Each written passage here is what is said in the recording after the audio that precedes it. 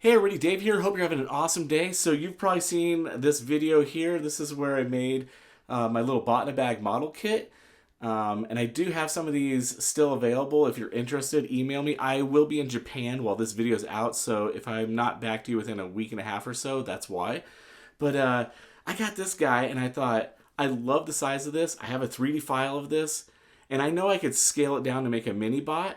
But I want to see if I can make an ultra mini bot from scratch with these two hands. So come on, let's do it.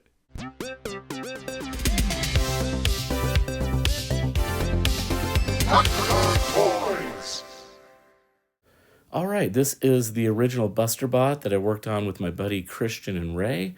They're 3D printed, hand sanded, hand painted. They got aluminum arms. And then this is just a variation of that Buster bot. And he's just a little model kit that I made, the bot in a bag. And here's what he looks like all painted up. So you can assemble him and paint him however you want. So that was a fun little project. Now to make this mini bot, I just went to my garage and I actually found a bunch of scrap wood. And I think I want this mini bot to be about an inch or an inch and a half tall. But before I do anything, I am going to sand all this wood so it'll be nice and smooth. This will just make things easier as I cut later. So what I did was I just made a whole bunch of measurements. I'm thinking about, I've got shoulder pieces, I've got arm pieces, I've got hand pieces. So I measured everything out kind of to the size that I want and just started chopping all these little pieces. And once I do this, I'll be able to start assembling this, but I have to kind of get everything lined up first. These are going to be the feet. And this wood is thin enough that I'm able to just slice this with an X-Acto knife. That'll work perfect. Now for the chest area and the upper body and lower body, I do want it to be thicker, but I want the top to be bigger than the bottom.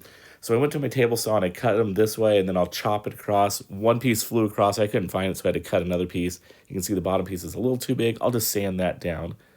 And I also want to sand a little bit of an angle on either side just so the robot has a taper on the bottom and then it'll taper up on the chest as well. I'm just rubbing it on the sandpaper and getting a nice shape that I like. And that's looking pretty good.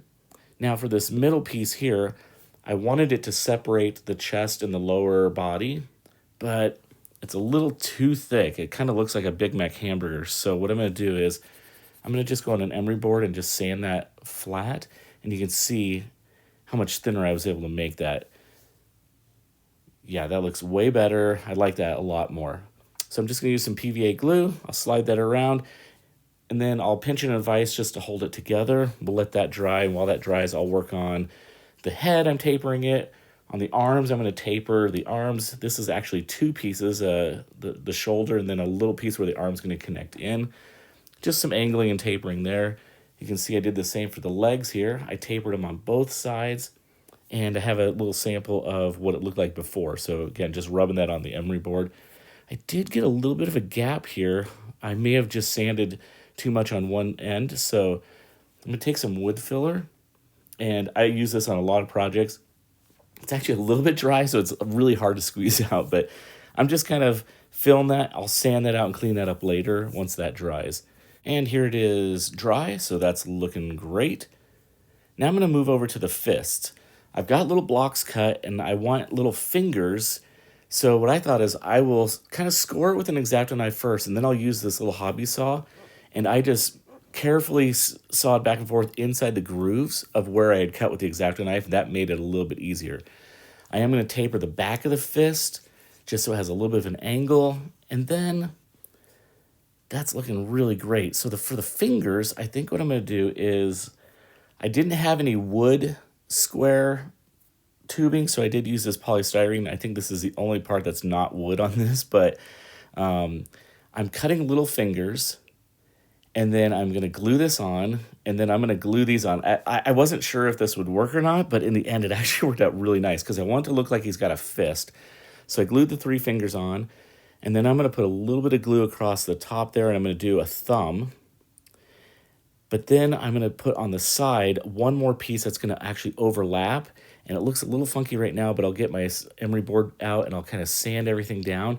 And this gave the illusion of a really nice fist. So I think once this is painted and primed, or primed and painted, it'll look great.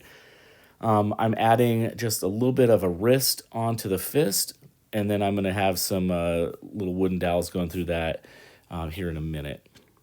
In order to do that, I'm actually just going to use a toothpick, but this toothpick is a little rough, so I'm going to go ahead, just get a little piece of sandpaper, give that a couple minutes of sanding just so I can smooth that out so I got a nice cylinder. And then I'm just using a little pointy tool to start a hole, and then I've got my little pin drill, and I drilled a hole the size of the toothpick, and I'm gonna just take a blade and roll the blade on the toothpick so I can snap this really easily. Got a nice clean edge. Let me slide that in there.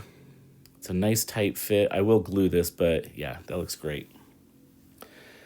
All right, so I did the same for the shoulders. You can see I got holes there. The legs, I got the one that the hip's gonna go into. I'll have to drill another one in the bottom where the leg will go. For the crotch area, drilled a hole through there. I'm gonna use a toothpick to hold the thighs on, and that's great. I haven't glued anything yet.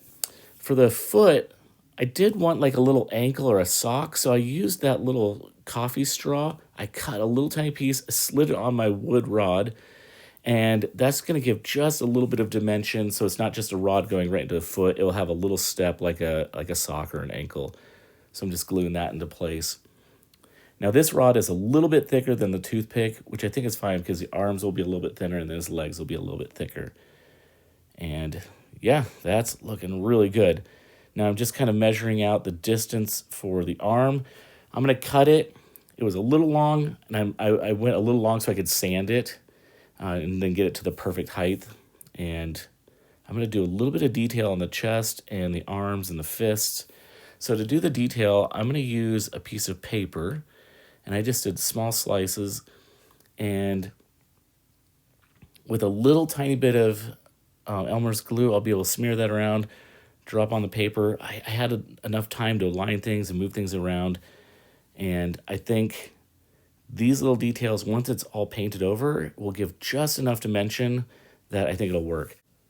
I had just a little tiny bit of overhang when I finally got everything lined up, so I just took the blade, laid on there, give it a little pressure, and popped that right off. And that lined up really nice. I wanted to put some numbers on the chest, so I thought, well, let's just see if I can hand cut a 7. And I think it turned out pretty nice. I'm going to add a little bit of glue and align that up. Looks great. I had 2 little pieces that I thought would be kind of fun to make little buttons. One little stripe on the fist I think will be plenty. I think on my actual 3D files I have 2 lines there, but I'm happy with 1. And then the little X's. I cut 1 strip and then I cut 2 smaller strips to complete the X. And I think that works out pretty nice. I'm going to go ahead and do a little drill where I'm going to put a little bead as the eye. Now these beads are, I think they're called diamond beads. They're the beads that people use to make mosaic artwork. It's kind of a little trend right now, almost like a paint by number. You can find these pretty cheap, and they are great. Drilling a little tiny hole so I can put an antenna in it at the end. And now I got it all set up, ready to go paint or prime and paint these things.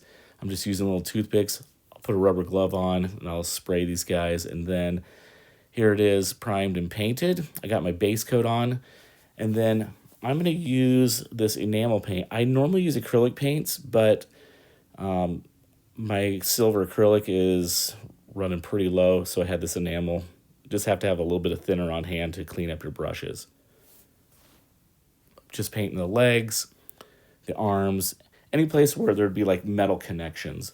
These are the shoulders, the waist connector part. And then I got out some black paint and I started painting all those little pieces of paper. And you can see, even just by the shadows there, there's just enough dimension that it looks really good. So I'm just carefully taking the brush, painting all these little details.